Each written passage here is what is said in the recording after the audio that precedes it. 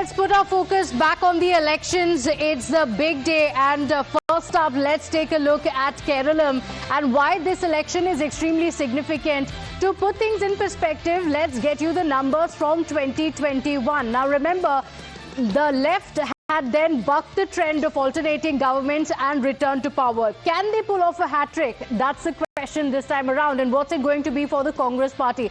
Let's take a look at the numbers and the vote share that the parties received in 2021. So for the LDF, it was 99, a great comeback.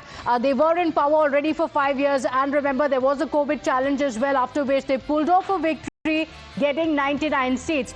For the Congress party, they were reduced to 41 seats. Now look at the NDA, 0 seats, yes, but they also had an increasing vote share. The question this time for the BJP being, can they convert this vote share into actual seats in the assembly?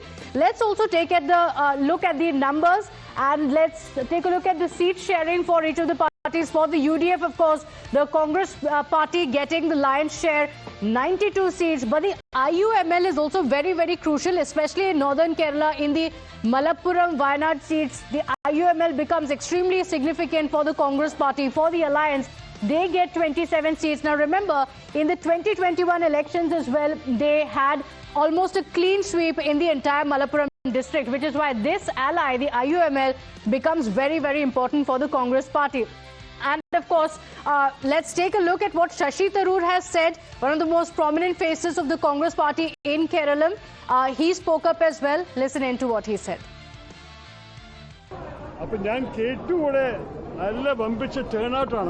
അത് മാധ്യമക്കാരുടെ turn out ആണെന്ന് എപ്പോഴും മനസ്സിലാക്കിയത് നല്ലൊരു turn out ആണെന്ന് നിങ്ങൾ എല്ലാവരും എങ്ങനെ കാണുന്ന കാര്യം So Shashi Tharoor saying that it's a big turnout. യുഡിഎഫിന് വേണ്ടിയിട്ട് ഞങ്ങൾ യുഡിഎഫ് സ്ഥാനാർത്ഥി വേണ്ടി വോട്ട് ചെയ്യാനാണ് എത്തിയിരിക്കുന്നത് പറയാൻ പാടുമെന്ന് എനിക്കറിയില്ല നമ്മുടെ ഇലക്ഷൻ ബൂത്തിന്റെ വെളിയിലാണല്ലോ പക്ഷെ ഞാൻ പറയട്ടെ എന്തായാലും ഈ തെരഞ്ഞെടുപ്പ് Shashi Tharoor thanking all those who voted for the UDF, saying I'm not sure if I can say it, but I want to thank all those who have supported the UDF.